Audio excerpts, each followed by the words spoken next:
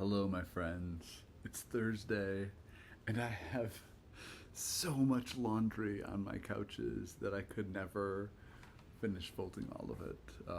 And I have a pretty short dream that I haven't practiced or really thought carefully about. I've been thinking about how this little experiment in sharing dreams is shaping up, whether it's all that I imagined it would be. And so far, I feel like maybe it has been. I, I love to share stories, and I love to listen to people telling stories. My sister left a long message. So we use a video messaging app to just keep in touch because we live so far away from each other. And we had a series of messages, and in one of the messages, she had related a dream. Well, actually, that's happened several times. And I love it when people share their dreams with me. And I do a little bit of interpretation, but I like to just as much, as I often say on here, just kind of hold the dream with them.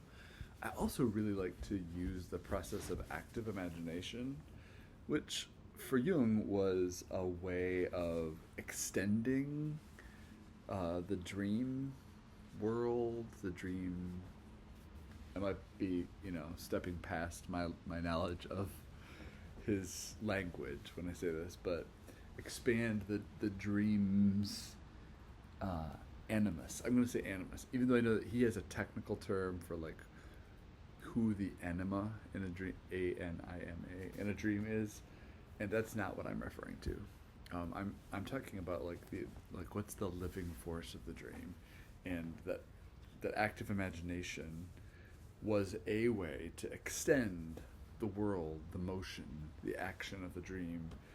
And I think for him, that was probably always something that he wanted to do for therapeutic reasons. But it's so hard to think about, what was therapeutic for him in his time, and how we might think about such things now, right?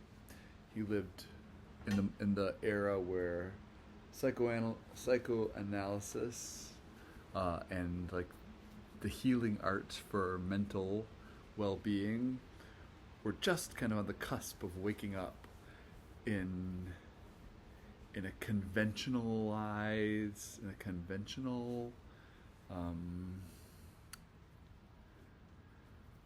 almost scientific modality. Not almost, definitely a scientific modality. In some ways, the work of psychological healers have been, for time immemorial, right? Medicine men, witches, ministers, healers, shamans, bards, musicians, right? The work of healing the soul, of encountering the numinous edges of reality was a charge, and all the religious leaders too, of course, all the priests and many of the ministers. But I think that the more that various institutions get sort of bound together with other institutions, for instance, governing institutions or profit-making institutions, the role of the healer loses some of its authenticity, maybe some of its integrity. Is that a necessary trade-off? I think maybe it is. I'm a little ways away from this dream. Have I already forgotten what the dream was? No, I have not. But I was sort of reviewing, why am I doing this? So I'm doing it because I want to be connected to humans. But I also have always loved, and I mentioned this before on a different episode, I've always loved the idea of having relationships with not only people who are far away from you and who you'll never necessarily actually know, like parasocial relationships, but also relationships that extend beyond the boundaries of our temporal world, right? I definitely felt that way when I encountered many of my favorite authors as a child. I was an avid reader, and then as I would occasionally feel really connected to a classic film, the same thing. Musicians, like for me, discovering the rock and pop music of the 70s in my adulthood because I was, a fundamentalist Christian who was taught that rock music was, full of sin and the devil. So didn't get to encounter a lot of the kind of beautiful and meaningful art that was being made in that realm. I mean, I started disobeying the rules when I was a teenager, and started to listen to that music, but I had already missed several decades of, and it was weird. Like it wasn't really just about rock and roll. There was just, I lived in a very cloistered world where the work and identity of the church specifically was enough. And why would you waste your valuable short life on that other stuff? That was kind of the unspoken premise of how things kind of went in terms of our relationship to culture that was not a part of the church that we were a part of. Which probably that does, reveal some of my musings a moment ago about why the healers of yesterday may have ceded their integrity and authority by becoming rigidified within institutions. And I was really just trying to talk about the idea that is an aim. It's an explicit aim of this YouTube series, is to invite people into discourse around dreams. Sometimes I write about, won't you please say something in the comments right now? Even though the video's not over, say something in the comments, because I am trying to sort of integrate that idea that the point of dreams is dialogue.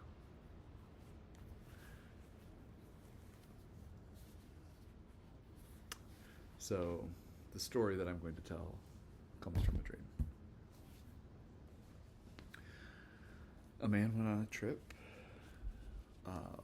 with his family.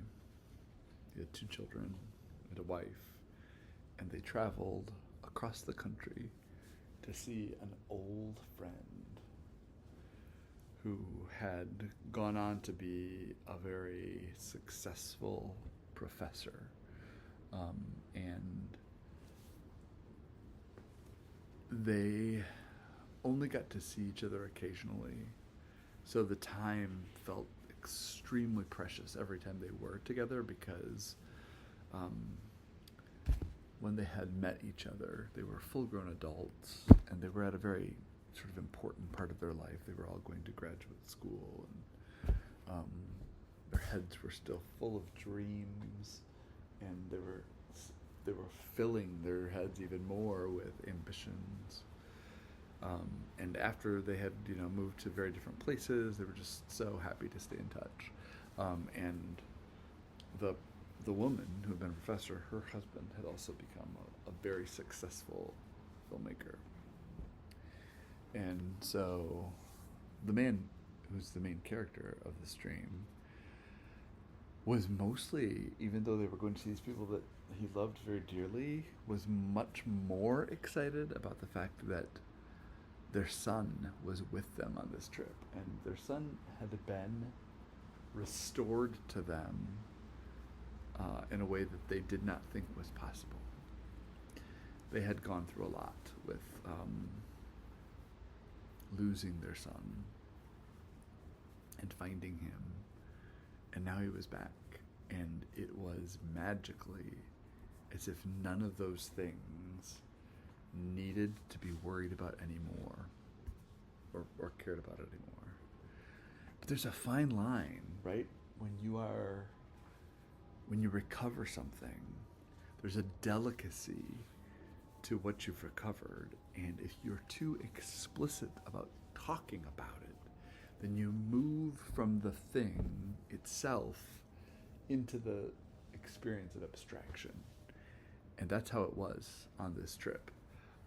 No one was talking about the son who had been gone, that he was returning, and no one was making a big deal about it. They were just letting life unfold in a way that had become unthinkable. And so they actually went to a little restaurant with their friend, the professor, and they didn't know where her husband was, and they didn't think to talk about it because they had so much to say. And the man, who's the main character but hasn't had many actions, was trying to remember what this restaurant that they had come to, what it reminded him of, because it had a very distinct feeling, and the feeling was a very good feeling. And he suddenly remembered that it was a place that had been a restaurant that he had in fact gone to with his children when they were young, and all of them had found a thing that they had loved on the menu, and going there felt like such a decadent treat because everyone was happy, right? It's hard when you have a bunch of people, and especially children, who are growing and changing, for everyone to be happy. And what's more, before this restaurant had started making their wraps, it had also been a bar before, like owned by a different person, looked completely different, had been completely gutted and recovered. But the bar was a dive bar with the best jukebox in town. And that bar was full of memories of a friendship that the man had, and this other friend that he had, a man who was like 10 years younger than him. And it took many years for the two of them to recognize why they had ever become friends. You know, they were in a similar social circle, but they had been drawn into like just having great conversations and laughing together often. But still, there was so many things about them professionally, their phase of life, that was very different, that it felt weird to them sometimes that they were friends. I would be better if the story with these characters had names, right? That's the essence of good storytelling. But we're not going to give them names. We're going to call the main character the man, and then we're going to call the professor, and her husband will be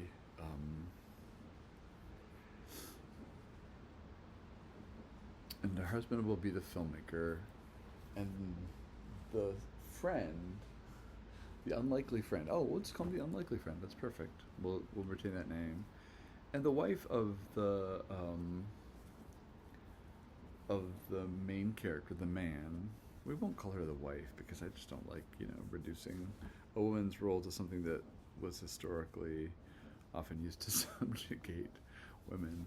So what we'll call her is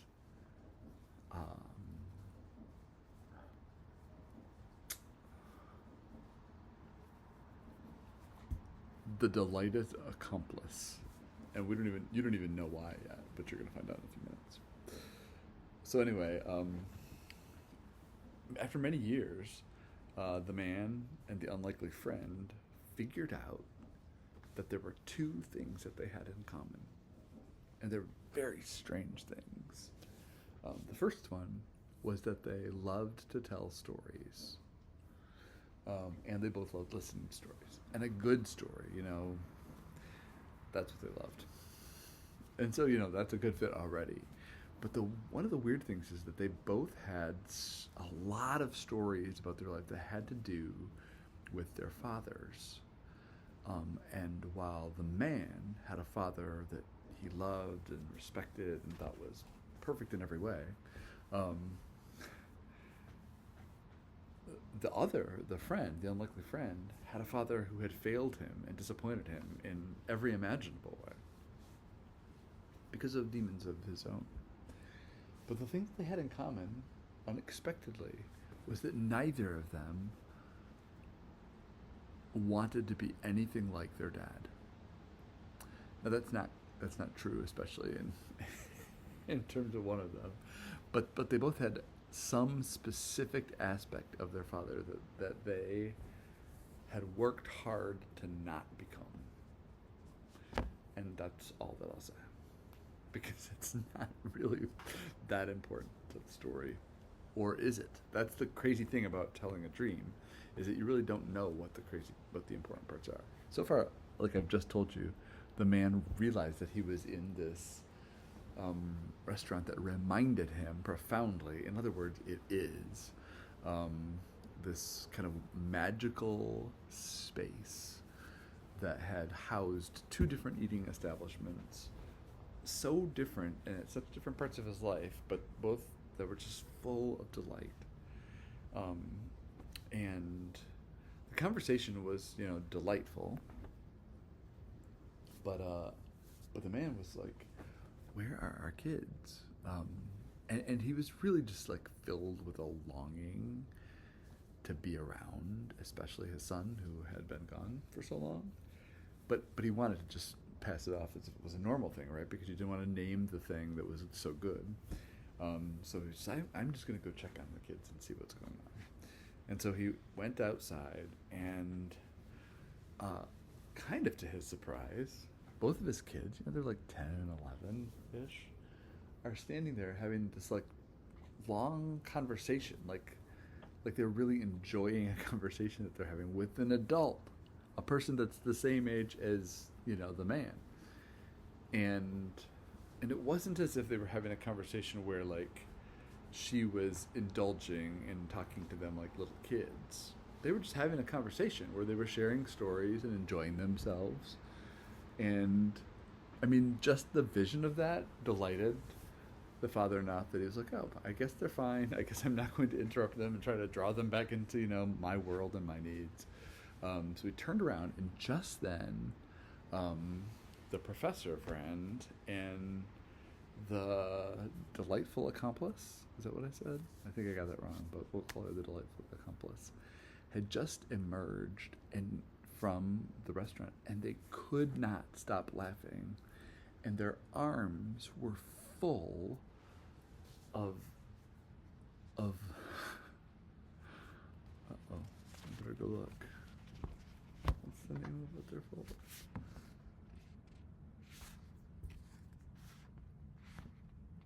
Their arms. Oh, they're there.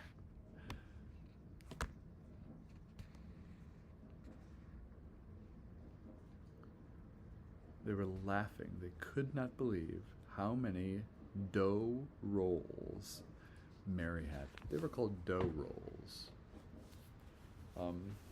The dough rolls were almost shaped like a baguette, but a little puffier, and they were wrapped as if they were bouquets of flowers, and they had been like baked a little bit, but needed to be put back in the oven to be baked fully, and there was a cinnamon something at the end of them.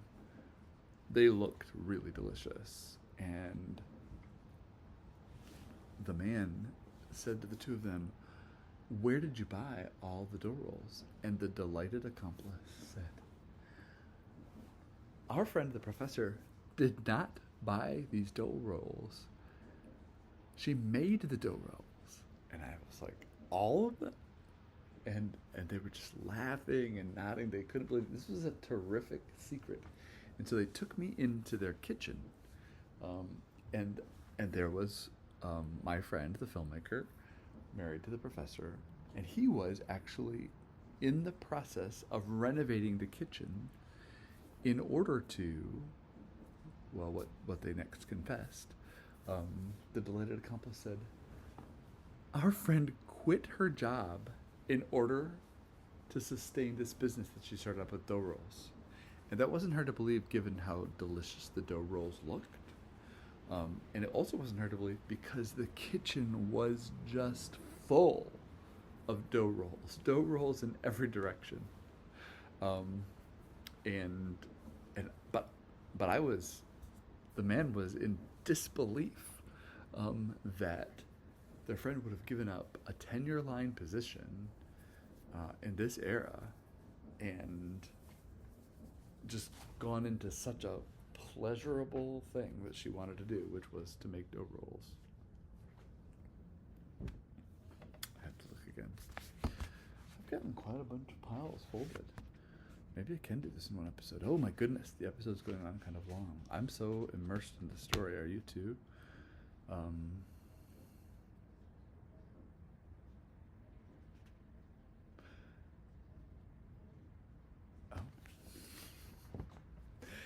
So ironically, even though there were so many dough rolls there, no one offered any to me, to the man.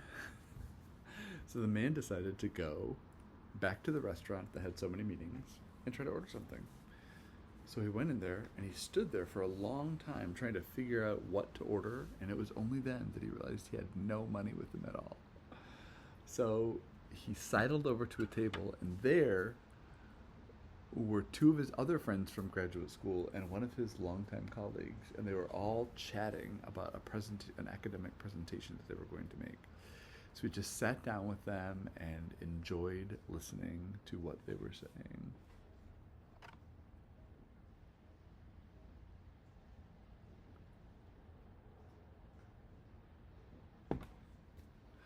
Because they were talking about like how all of their different things that they have been doing in terms of this academic conference were unexpectedly related to each other, and they were making all these connections. It made him happy because they didn't necessarily know each other, right? Like his colleague was someone he'd worked with for a long time, and they were friends from graduate school, but they all had found these commonalities. I kind of wish some of you watched the last episode when I was in Rochester with my friend David, and he immediately did a great job of articulating some parallels that he saw in the dream. He heard how like there was a movement that was happening between things. What is it in this one? I mean, so there are lots of food related, I guess food, conviviality, and a sense of storied community is fermenting, baking in many of the images that are in this story. And they're all kind of happening against this backdrop of a sadness that has been undone or surpassed. You know, that's a funny thing about this dream. Like, the dream never suggests otherwise. It suggests that there is such a thing as recovery from sadness. I would never have imagined that I would be saying this, right? Because there's a sense in which once great sadness has happened to you, it can never unhappen. I do think you can recover, and I do think that life can offer many more beautiful things. And this dream sort of seems like an articulation of that idea. But one of the sort of remarkable things about this dream experience is that the deep and horrifying sadness entailed in the loss has been taken back. It's like it didn't happen anymore. I mean, there was a memory of it, but the force of it, the brunt of it, was gone. And instead, there were thousands and thousands of dough rolls. Thank you for staying with me for this long one. I hope we can have a conversation about this. I hope that you'll share your dreams with me.